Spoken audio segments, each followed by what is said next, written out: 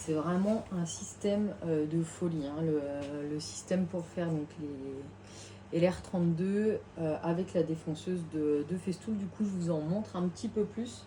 Donc là, je vous avais dit, donc c'est pour mettre les T-Lock, hein, les tiroirs à systénaire. Donc il est préconisé, en tout cas imposé dans la notice, que le premier trou est à 58 mm et que l'écart entre les deux est de 224 mm. Mon montant, moi, fait 390 de large, donc j'ai fait 390 moins 58, moins 224, et j'arrive donc à 108. Donc je vais régler à partir de l'arrière, là pour le coup, de mon montant, à 108. C'est ce que j'ai fait sur les petites barres qui sont prévues pour, et qui vont me servir donc de butée pour régler mon rail. Ok. Là, je n'utilise pas la butée du bas, puisque en fait, j'ai décidé de mettre mon rail au bas du montant, puisque la notice précise que le premier trou doit être à minimum 8 mm du bas, et que sur le rail, le premier trou est à 10 mm. Donc ça me convient, je laisse comme ça. Donc j'aligne le bas de mon rail avec le bas de mon montant. Je me suis bien fait un repère ici pour me dire que ça, c'est le bas du montant. Clac. Là, on est au millimètre près, hein, donc on y va, on fait bien attention. Donc ça, ok. Je me mets correctement en butée, je vérifie. Et ici, je dois perforer en fait l'ensemble de la hauteur du montant.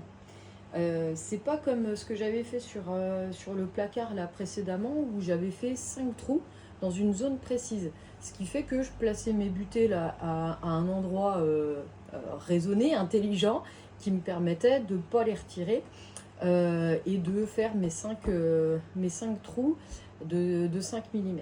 Ici, ça va me gêner. Donc, je verrouille. Dans tous les cas, je verrouille, hein, mais à partir du moment où je viens verrouiller avec mes serre-joints, voilà, mon montant est fixé, mon rail sur le montant, donc ça ne me sert plus à rien. Je peux les retirer. Je les dérègle pas. Donc là, on voit bien, hein, j'avais réglé sur 108 mm. Voilà, et je peux positionner la machine directement donc dans le rail. Elle va venir se plancher dans un des trous. Là, c'est bon. Pour le premier trou à l'extrémité, comme je ne me suis pas mis une cale ici, donc je vais bien maintenir la plaque. Et puis après, je vais pouvoir avancer. Alors, mèche de 5, bon, qui est fournie quand on prend le système dans le systénaire complet. Donc mèche de 5 mm, donc ça fonctionne pour les trous de taquet lorsqu'on fait des étagères sur taquet par exemple. Et après on règle sa profondeur. Ici c'est bien mentionné, trou de 5 mm, 13 de profondeur pour aller 5 mm dans les trous qui sont prévus dans les coulisses, mais surtout pour pouvoir fixer avec de la vis euro. Donc butée à 13 mm, ma mèche de 5, donc j'aurai bien mon trou de 5 par 13.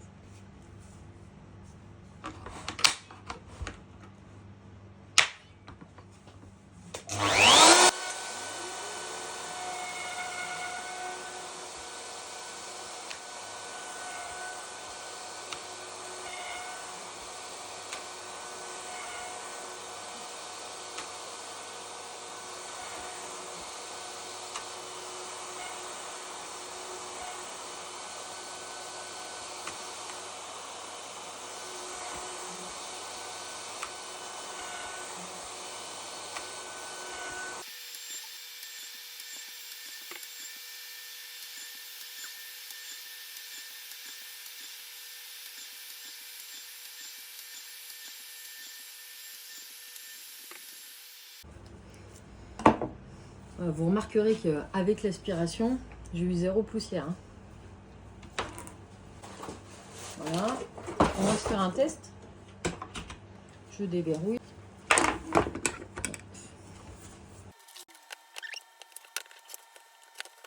Donc c'est ça, hein, les systèmes T-Lock.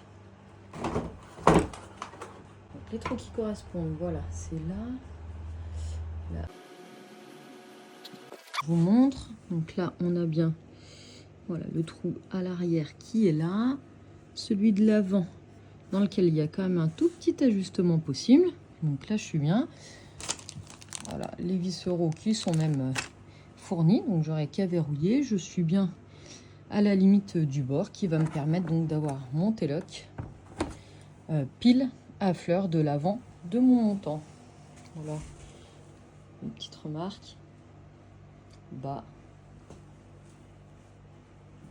Voilà, j'espère que cette petite vidéo vous a plu. Explication simple et du système T-lock et du système de perforation, de piste perforée en LR32 de Festool. Je vous montre tout ça dès que c'est installé dans le camion. Allez, à plus.